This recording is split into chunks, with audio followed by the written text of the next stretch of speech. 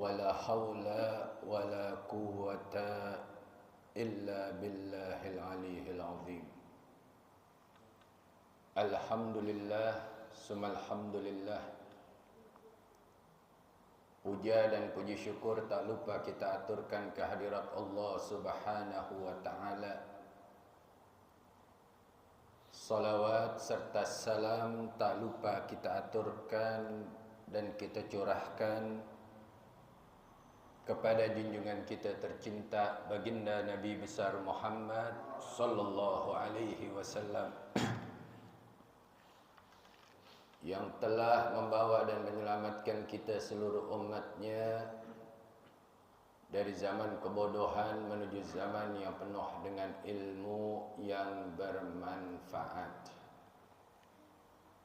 Bismillahirrahmanirrahim. Kama qala an-nabiy sallallahu alaihi wasallam, alla wa inna fil jasadil mudghatan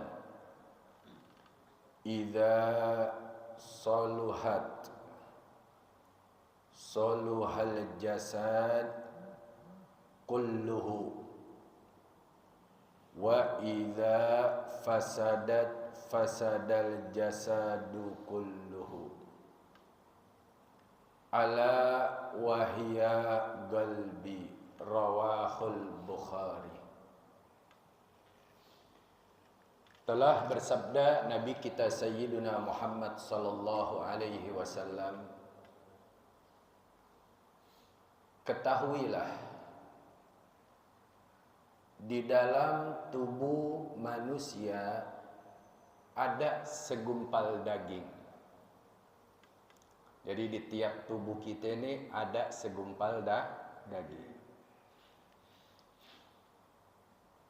Apabila segumpal daging tersebut, ya, daging yang ada di dalam tubuh kita itu, apabila segumpal daging itu baik, baiklah tubuh seluruhnya. Seluruhnya akan membaik. Enggak ada satupun yang rusak, ya. Enggak ada.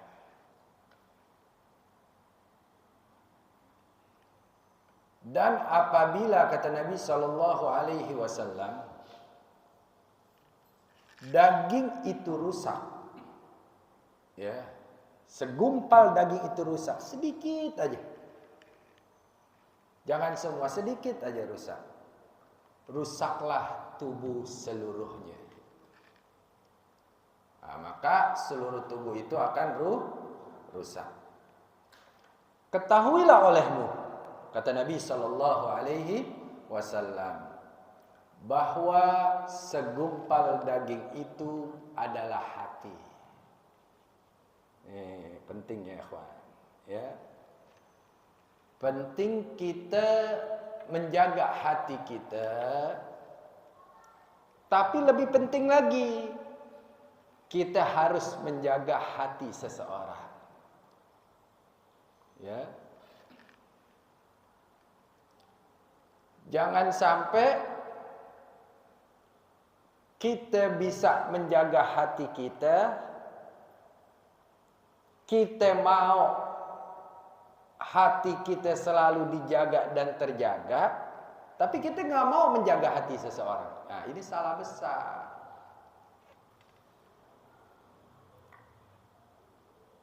Kadang ada orang kecewa dengan kita. Kadang ada orang sakit hati dengan kita.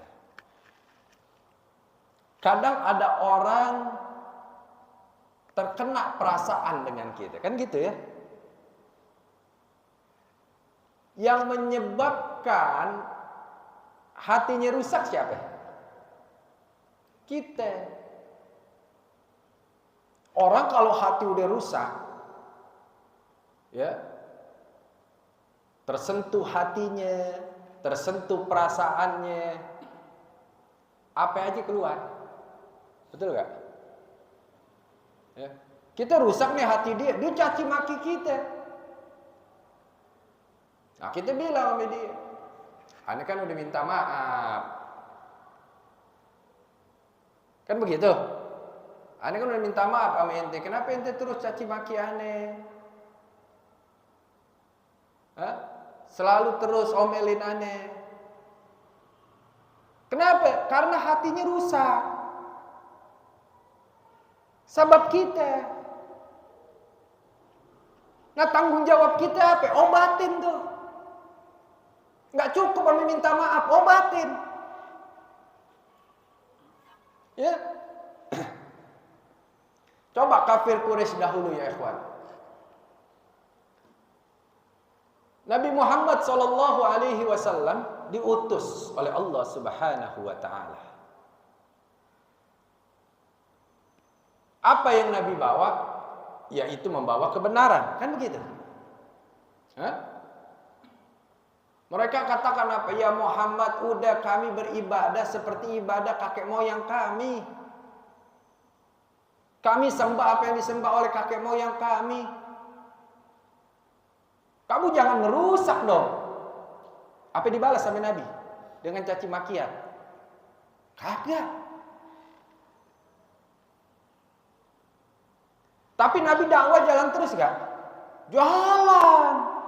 Menyampaikan kebenaran jalan terus. Tapi Nabi cari obat buat mereka.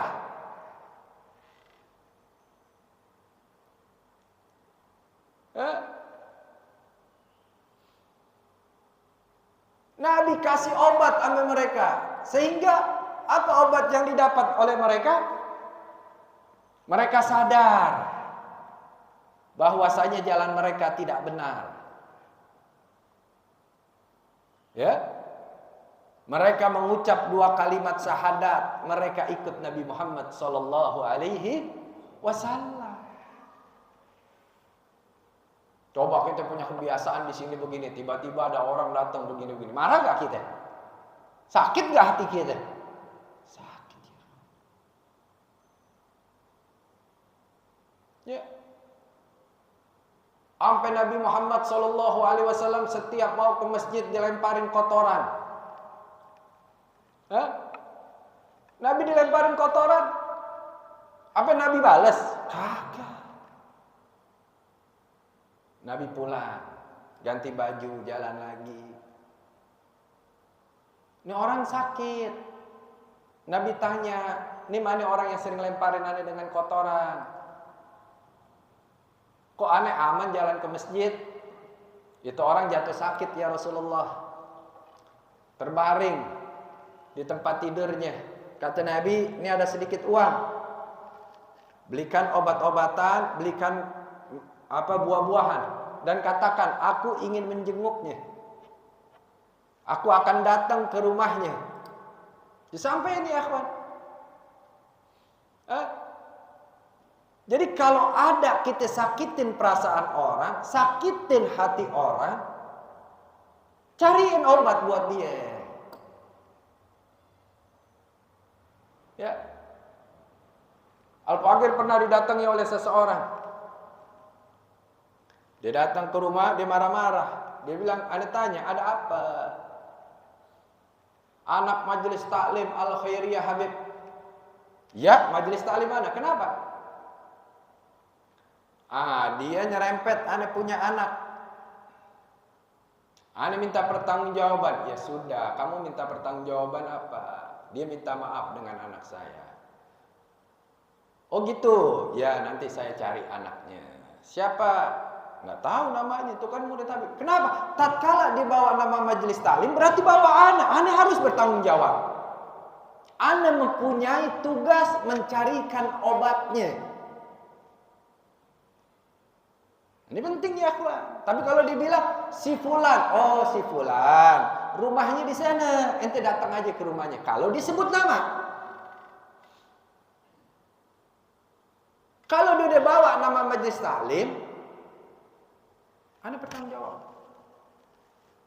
Karena orang kadang begitu ya, gue gedek tuh sama nama majelis taklim itu.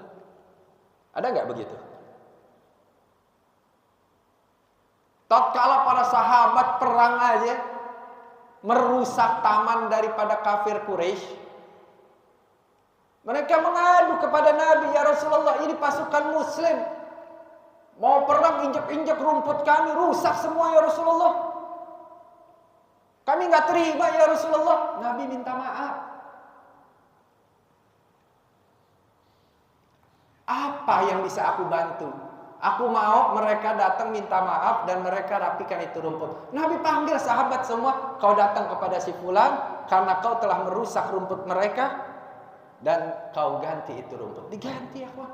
Akhirnya apa? Mereka masuk Islam.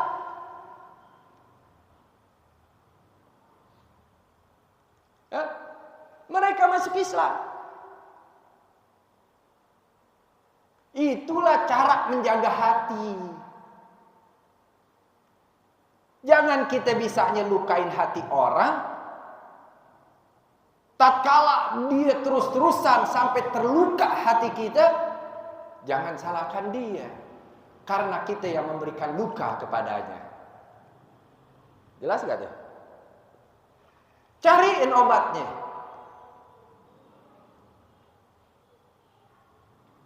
Nabi Muhammad SAW itu kalau makan di rumah Sayyidatuna Aisyah, pasti Nabi makan lagi di luar. Nabi makan lagi di luar ya. Nabi makan. Sayyidatuna Aisyah bingung, kenapa Rasulullah begini? Dia cari tahu, oh ternyata masakanku kurang enak. Ya Allah, aku udah menyakiti perasaan Nabi. Dibikin masakan yang enak oleh Sayyidatuna Aisyah. Dimakan sama Nabi, Nabi nggak makan lagi di luar. Ya, Nabi nggak ngomong, tapi cari obatnya. Makanya ini daging ini kalau udah rusak bahaya. Ya, Al-Fagir minta sama guru Al-Fagir, ente kawal aneh ya malam ini temenin aneh.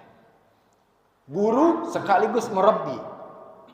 Jangan ente samain guru doang sama guru sekaligus murabbi. Kita ini hidup harus punya guru sekaligus murabbi. Guru, tapi ada satu guru sekaligus murabbi. Murabbi apa? Yang selalu perhatian sama kita, peduli sama kita, berkorban buat kita. Itu murabbi. Beda. Aneh kalau punya salah sama seorang guru bukan murabbi. Selalu aneh minta maaf dan aneh nggak pernah jawab. Nggak pernah berkata ada apa, enggak, minta maaf aja. Tapi kalau aneh pernah nyakitin, aneh punya guru sekaligus murabbi, kewajiban aneh minta maaf dan cariin obatnya. Begitu juga orang tua. Kita nyakitin orang tua, minta maaf, cariin obatnya. Istri nyakitin perasaan suami, minta maaf, nggak cukup, cariin obatnya. Jangan sampai tuh hati yang udah rusak sedikit makin membesar. Karena sebab yang kecil. Coba ente pacaran. Ya. Ente pacaran nih, lagi masa pacaran, ente punya cewek dideketin sama laki lain. Gimana perasaan ente? Hah? Kacau kan? Perasaan kita udah kacau ya, kawan. Lalu bagaimana kalau kita tahu misalkan kita punya istri, dia udah bersuami sama kita, punya istri selingkuh, atau punya suami selingkuh, gimana? Hancur. Mau rujuk, cariin obatnya. Mau rapi lagi, carikan obatnya. Nih daging mesti dijaga nih. Ya. Daging mesti dijaga. Jangan kita berkata dulu, lo punya hati, gue juga punya hati. Nggak boleh. Kalau kita udah rusak hati deh, obatin. Lihat Al-Imam Al-Qutb Al-Habib Abdullah bin Husain bin Tahir. Beliau tidak dikunjungi oleh Nabi Muhammad SAW.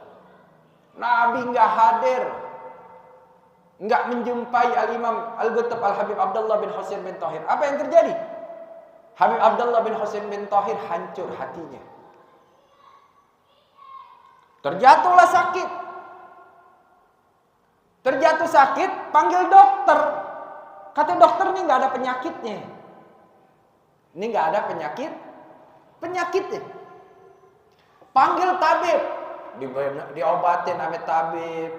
Kata tabib, ini nggak ada penyakitnya. Apa yang terjadi, ikhwan? Istrinya bilang, wahai suamiku, aku sudah bingung. Sakit apa yang kau derita? Al-Imam Al-Gutub mengatakan, la yujad dawa'ul qulub illa biliqa al-habibil mahbub. Tidak ada obat yang dapat menghilangkan rasa sakit di dalam hatiku kecuali aku berjumpa dengan sang kekasih. Malamnya datang Nabi Muhammad sallallahu alaihi wasallam. Apa kata Nabi Muhammad sallallahu alaihi wasallam? Ya Abdullah bin Husain, go. Aku datang membawa obat untukmu. Bangun Habib Abdullah bin Husain bin Thahir. Dari gak bisa bangun, jadi bangun. Gak bisa jalan, jadi bisa jalan. Kenapa? Tuh hati yang tadinya rusak jadi sembuh. Hati yang tadinya tergores jadi sembuh. Kenapa? Ketemu dengan sang kekasih.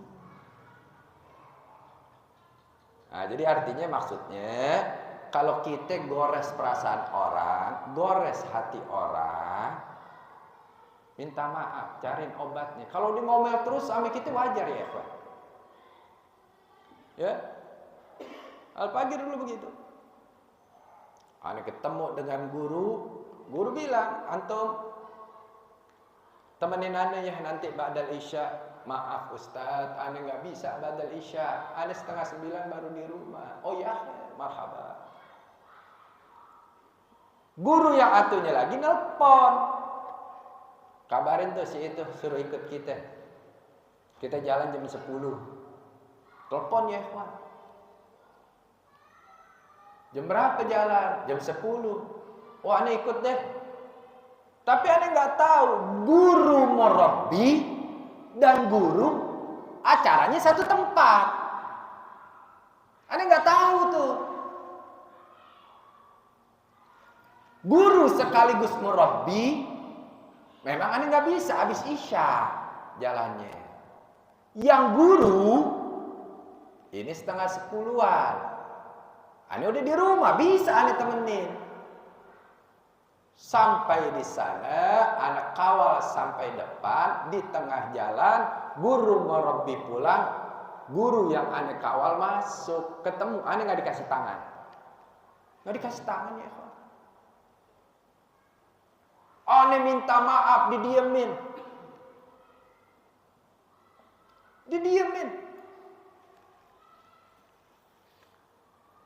tapi anak berhenti, enggak. Ini guru sekaligus murabbi. Kalau guru doang cukup hanya minta maaf. Tapi apa? Ana tidak keluar dari rumahnya sebelum dia buka pintu dan memberikan ridho untuk ana. Kalau kita sekarang murid apa? Ah udah mau dimaafin gak dimaafin masa bodoh dah. Yang penting gue udah minta maaf. Aneh enggak ya kawan? Sampai ane bisa dapat tangannya, ane cium tangannya, tangannya berada di atas kepala, ane ridho. Ane tanya, ente ditanya, bukan ane nanya, ente tahu gak? Apa salah ente? Ane cuma tahu ane salah, udah. Ane cuma tahu ane salah. Emang waktu itu ane nggak tahu salah ane apa? Betul gak? Kan udah bilang nggak bisa kalau jalan habis sisa. Salah gak? Ini ane tak kasih tahu ane antum ya. Ane bilang jalan habis sisa ane nggak bisa, masih di luar belum pulang. Salah gak? Nggak salah.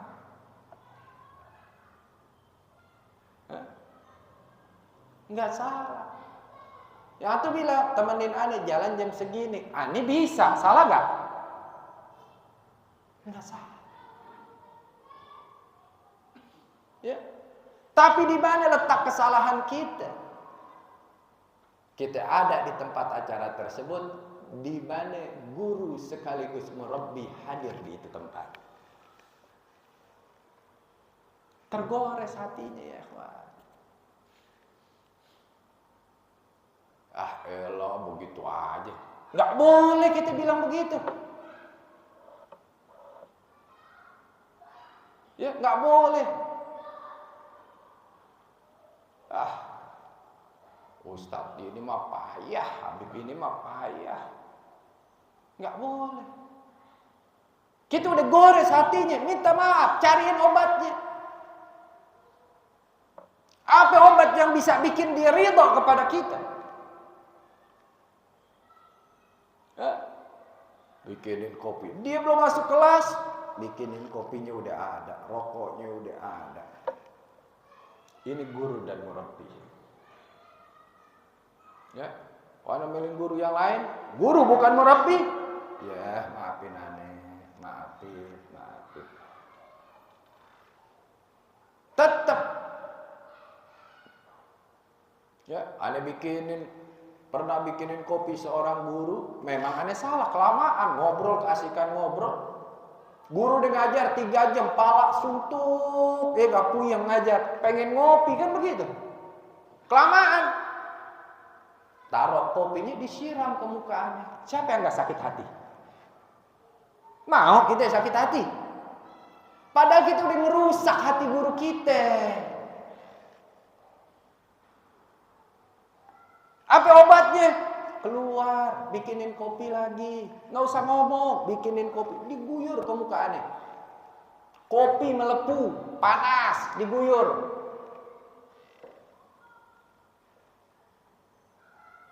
Ngomong, Ustaz macam apa ente? Guru macam apa? Enggak. Karena awal dia berkata, bikin kopi secepatnya. Tuh. Kelar ngajar aneh mau ngopi. Buru-buru aneh ambil cangkirnya, aneh pergi. Enggak ada satupun guyuran kopi yang aneh lap. Aneh bikin dengan cepat, kembali. Begitu kembali diambil tisu basah sama beliau, dilapkan muka aneh. Dicium aneh punya jidat, dikasih uang 100.000 untuk ke dokter. Beri obat ya. Ya. Nah, ini jadi penting bagi kita saling menjaga segumpal dagingnya, kawan. Ya. Jangan sampai kita rusak daging seseorang tapi kita tidak pernah memberikan obat untuk menghilangkan daripada kerusakan di dalam hati seseorang yang setelah kita rusak. Ya. Nah, ini yang mesti kita saling memahami. Kalau kita saling memahami ini ya ikhwan, kita penting menjaga hati saudara kita akan jaga hati kita. Tetangga kita kita jaga hatinya, dia jaga hati kita. Murid jaga hati guru, guru akan jaga hati murid.